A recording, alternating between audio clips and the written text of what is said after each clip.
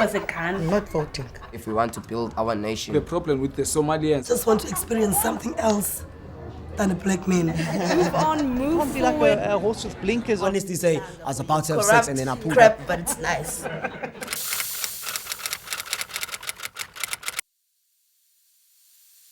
I'm Roxanne Raithman. I'm doing my BA Honours in Psychology. First and only year, you only get one chance at it. I have ADD as well as sensory processing disorder. First name, Avukile, surname Jeke. I'm a teacher by profession. I'm doing my last year in Masters. I'm living with blindness. I'm Keisha Reikers, currently a second year LLB extended program student. My name is Lungi, also known as Lungi. I am originally from Utenek. I am currently staying at SSV. I'm studying BA MCC, that's for BA Media Communication and Culture, my final year. My name is Azue Delabom. I am a student assistant in the Universal Accessibility and Disability Service Unit in Nelson Mandela University. So basically, I represent these guys.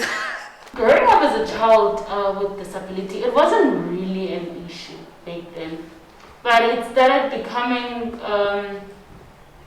an issue at the stage of realizing my dreams that I'm actually okay, now I'm in matric, and what do I do next year? I know what I wanted to be famous.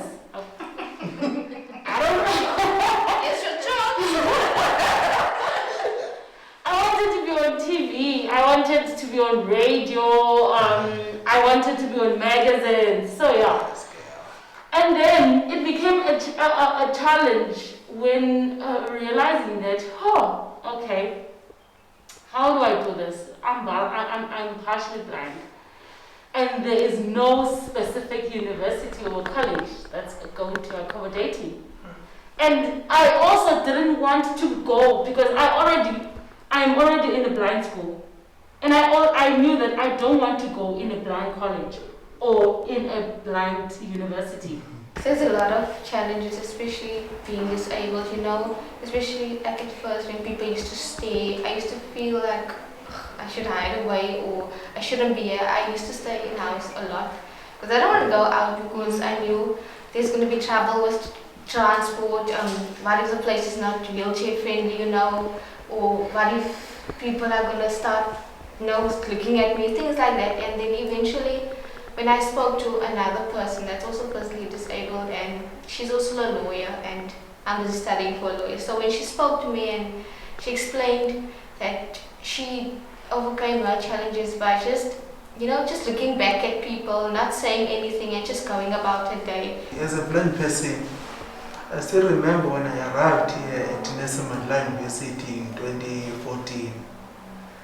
It was not easy, yes, in my first year, but the time I've decided that if I will stay here in my room and cry in my room, nothing will go right for me. Mm-hmm. It's then I've decided to go out to look for people to knock to my next door and ask what is happening here at rest. Because although I'm a quiet person. My personality, I'm a quiet person. I don't have a show of personality. But I always want my voice to be heard. I always want everyone to feel my presence. A lot of overcoming challenges is the way we see ourselves and the way we shape the way other people see us. So, for instance, everybody in my family has a disability. So we don't refer to ourselves as disabled, we refer to ourselves as neurodiverse. And people are like, what's that?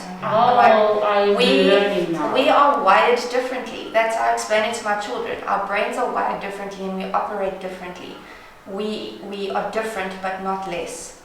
True. So we do things differently, so we sometimes have to learn how to do something in a different way, or we have to rely on extra support, and there's no shame in needing support. To have fun in life is just to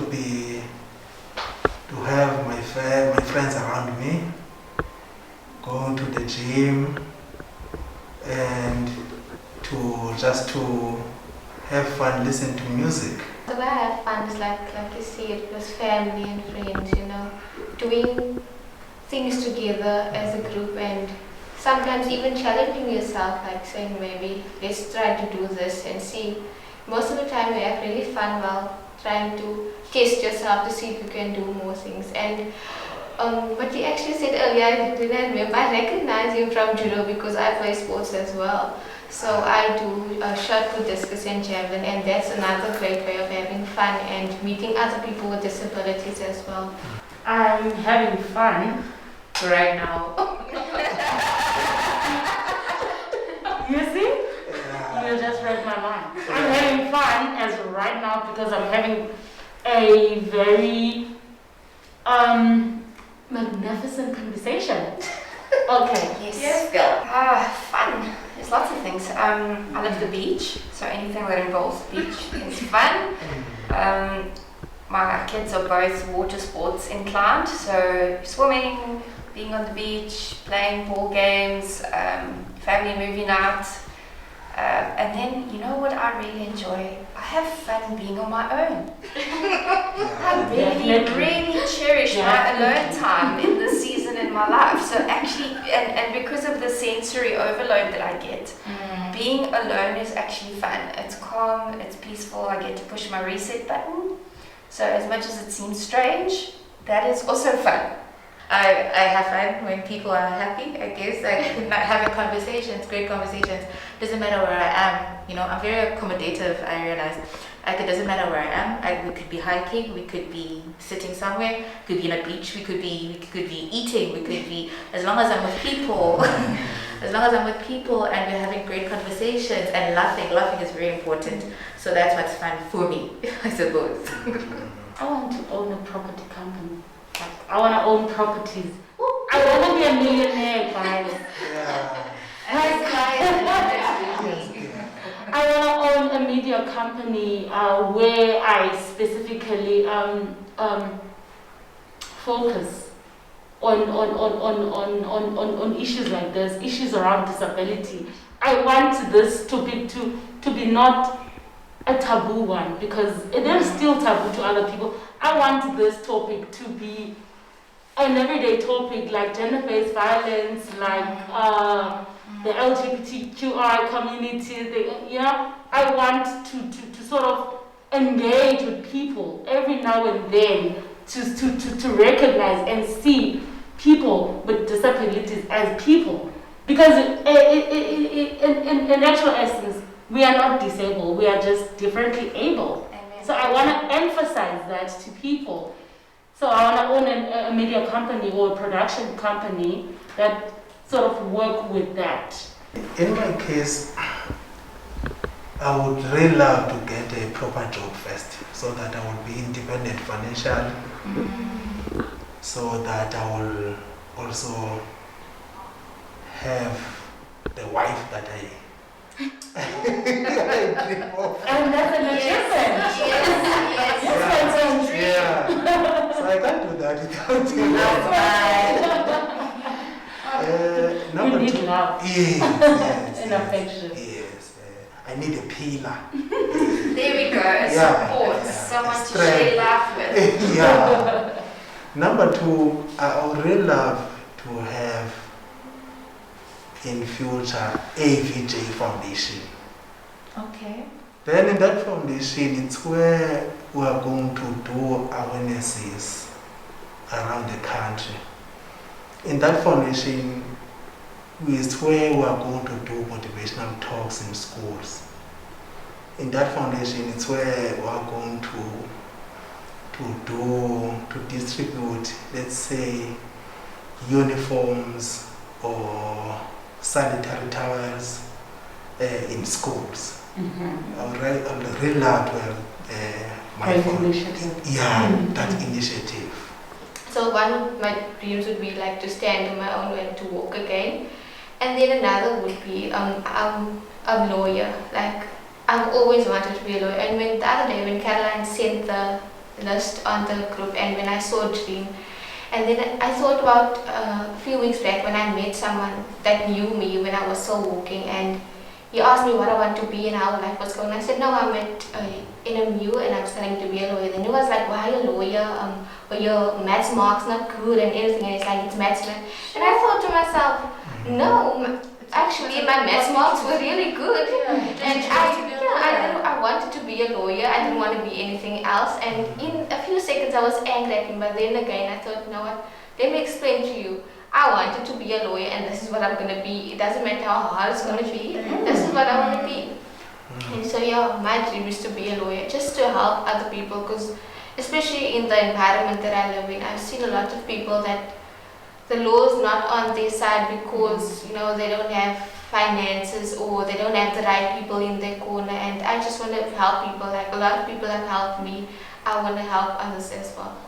And I also want to drive a car. Please make it possible Self-driving for cars. us to drive our own cars. Yeah.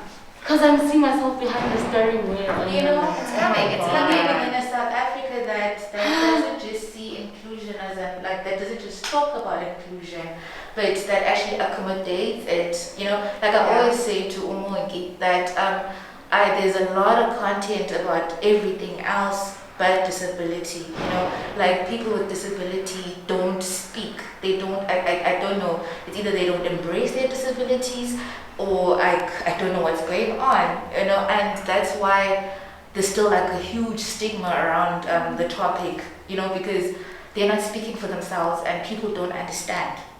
I think sometimes we do speak for ourselves, but we have to be shouting before anyone listens to us. Exactly.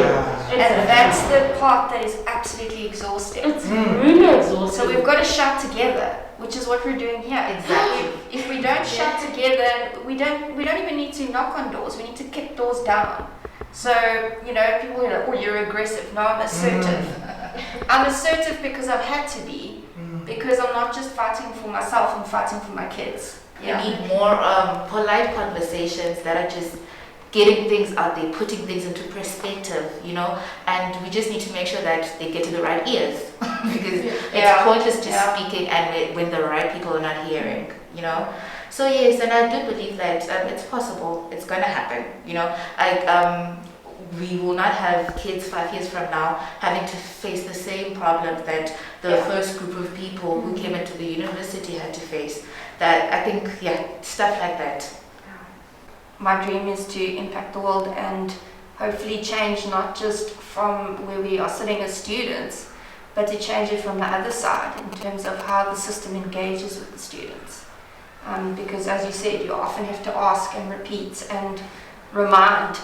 I have executive functioning issues. Repeating and reminding is not my strength.